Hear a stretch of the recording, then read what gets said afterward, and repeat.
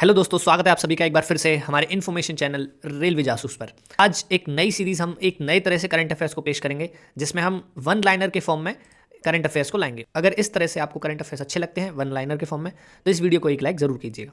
चलिए शुरू करते हैं। सबसे पहली जो न्यूज़ है वो अंतर्राष्ट्रीय करंट अफेयर्स से रिलेटेड है। यहाँ पर जो न्यूजीलैंड में प्रधानमंत्री पद के चुनाव हुए थे और यहाँ पर जो विजय हुई है, जो जीत हुई है, वो क्रिस्टोफर लक्सन की हुई है। तो आपको याद रखना है कि न्यूजीलैंड के जो नए प्रधानमंत्री बने हैं उनका नाम क्या है? Christopher Luxon. नेक्स्ट न्यूज़ को तो आप अच्छे से जानते होंगे कि पैलेस्टाइन में जो हमास रहता है वो गाजा पट्टी में जो मेनली है, उसके और इजराइल के जो बीच में युद्ध चल रहा है, और युद्ध विराम के बीच में जो है, जो दोनों ने एक दूसरे के लोग बंधक बना रखे थे, उनकी अदला बदली हो रही है। नेक्स्ट करंट अफेयर क्या है कि भारत और ऑस्ट्रेलिया के बीच में 2+2 मीटिंग होगी। अब 2+2 मीटिंग में भारत की तरफ से तो रक्षा मंत्री राजनाथ सिंह और विदेश मंत्री एस जयशंकर साहब होंगे, लेकिन ऑस्ट्रेलिया के तरफ से उप प्रधानमंत्री और वो रक्षा मंत्री भी हैं रिचर्ड माल्स, और वहाँ के जो विदेश मंत्री हैं वो पेनी वोंग। तो आपको ये दोनों नाम याद रखने हैं। नेक्स्ट जो करंट अफेयर है वो ये है कि पेड्रो सांचेज, जो स्पेन के पहले से राष्ट्रपति थे, उनको वापस से इलेक्ट कर लिया गया है। तो आपको याद रखना है पेड्रो सांचेज जो है वापस से राष्ट्रपति चुने गए हैं स्पेन के। नेक्स्ट करंट अफेयर है वॉइस ऑफ ग्लोबल साउथ, इसको शुरू किया था प्रधानमंत्री मोदी जी ने, और इसकी दूसरी जो मीटिंग है वो हाल ही में हुई है।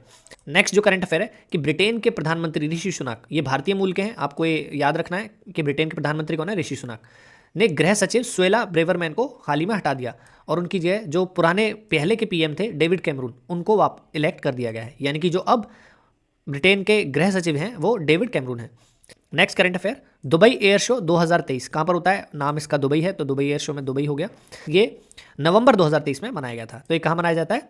यूएई की जो कैपिटल है दुबई, वहाँ पर। नेक्स्ट करंट अफेयर है भूटान के राजा वांगचुक 8 दिवसीय दौरे पर भारत में आए हैं। तो आपको इनका नाम याद रखना है। क्या? भूटान के राजा का नाम वांगचुक। अब बात करते हैं अर्थव्यवस्था यानी इकोनॉमी की। करंट अफेयर है 42वां भारत अंतर्राष्ट्रीय व्यापार मेला, ये कहाँ पर हुआ है? ये नई दिल्ली में हुआ है। तो आपको ये याद रखना है। और किस जगह पर होता है? तो हर साल ये प्रगति मैदान पर होता है। अब बात करते हैं कला और संस्कृति की। तो इसमें international film festival of India, यानी कि भारतीय अंतर्राष्ट्रीय फिल्म महोत्सव IFFI, जो भारत का सबसे बड़ा फिल्म फेस्टिवल अवार्ड सेरेमनी है, वो गोवा में संपन्न हुआ है। कहाँ पर हुआ है? गोवा में। इसमें इंपॉर्टेंट चीज़ क्या है? रॉबर्ट कोलोडनी ने फेदरवेट एक फिल्म को निर्देशित किया था, उसको सबसे अच्छी फिल्म के रूप में घोषित किया है। सत्यजीत रे लाइफ टाइम अचीवमेंट पुरस्कार ये किसको मिला है?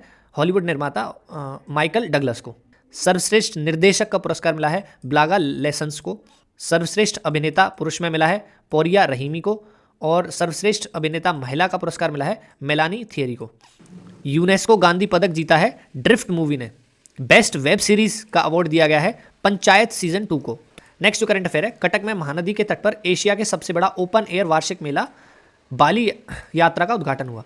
तो आपको इसमें क्या चीज़ याद रखनी है? कटक कहाँ पर स्थित है? महानदी के एक तट पर, और एशिया का सबसे बड़ा ओपन एयर वार्षिक व्यापार मेला कहाँ हुआ है? कटक में। ठीक है, और इसका नाम क्या था? तो बाली यात्रा। Next current affair, PM Modi ने मथुरा में संत मीराबाई जन्मोत्सव का हिस्सा लिया। तो मथुरा में हर साल ब्रजरज उत्सव मनाया जाता है, और इस बार उसकी जो थीम थी वो संत मीराबाई थी। तो नेक्स्ट करंट अफेयर है नंदिनी दास ने वैश्विक सांस्कृतिक समझ के लिए 2023 ब्रिटिश अकादमी पुस्तक पुरस्कार जीता है।